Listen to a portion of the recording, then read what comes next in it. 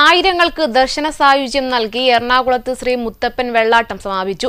കണ്ണൂരിൽ നിന്നുള്ള ശശീന്ദ്രൻ പെരുവണ്ണാന്റെ നേതൃത്വത്തിലുള്ള 13-അംഗ സംഘമാണ് ചടങ്ങുകൾ നിർവഹിച്ചത്.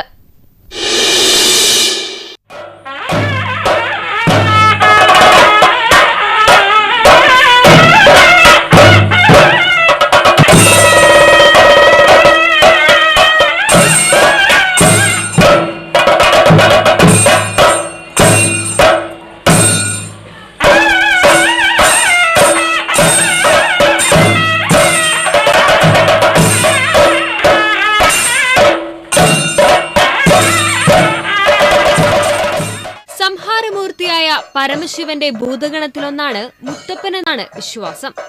മഹാദേവന്റെ അവതാരമായ ഭൈരവനാണ് മുത്തപ്പനെന്നും പറയപ്പെടുന്നു. വടക്കൻ കേരളത്തിൽ, പ്രത്യേകിച്ച് കണ്ണൂർ, കാസർഗോഡ് ജില്ലകളിൽ മുത്തപ്പൻ ഒരു തെയ്യക്കോലമായി കെട്ടിയാടുന്നു. ഈ ചടങ്ങുകളാണ് കഴിഞ്ഞ 20 വർഷമായി മുടങ്ങാതെ എറണാകുളം ശ്രീമുത്തപ്പൻ സേവാസമിതിയുടെ നേതൃത്വത്തിൽ കടവന്ത്ര വിദ്യാനഗറിലും ആഘോഷിക്കുന്നത്. പരമ്പരാഗത ആചാരങ്ങൾ ഒട്ടും ചോരാതെ സംഗീതം, നൃത്തം, ശ്രീമുത്തപ്പൻ വഴിപാട് തുടങ്ങിയ എല്ലാ ആചാരങ്ങളോടെയുമായിരുന്നു ആഘോഷം. പുലർച്ചെ 6-ന് ശ്രീമുത്തപ്പൻ തിരുവപ്പന, വെള്ളാട്ടം, പള്ളിവേട്ട ചടങ്ങുകൾ നടന്നു. 6:45-ന് നടന്ന മുത്തപ്പൻ ദർശനത്തിനും ആയിരങ്ങളാണ് എത്തിയത്. മുത്തപ്പൻ എന്ന് പറഞ്ഞു കഴിഞ്ഞാൽ ശൈവ ചൈതന്യവും വൈഷ്ണവ ചൈതന്യവും ഒന്നിച്ചു ചേരുന്ന ദൈവമാണ്.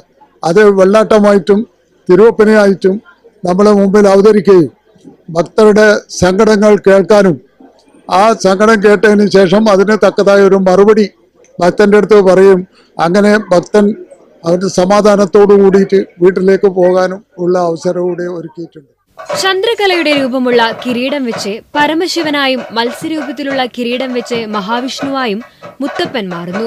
തങ്ങളുടെ സങ്കടങ്ങൾ തെയ്യക്കോലത്തിൽ വരുന്ന മുത്തപ്പനോട് നേരിട്ട് പറഞ്ഞ് ആശ്വാസം നേടാമെന്നതാണ് ഈ ആഘോഷത്തിന്റെ പ്രത്യേകത. മക്കളില്ലാതെ വിഷമിച്ച അടിയുറച്ച ശിവഭക്തയായ പാടിക്കുട്ടിയമ്മയ്ക്കും മന്നനാർ രാജാവിനും പിൽക്കാലത്തുണ്ടായ മകനാണ് മുത്തപ്പൻ എന്ന പേരിൽ അറിയപ്പെട്ടതെന്നും ഐതിഹ്യമുണ്ട്.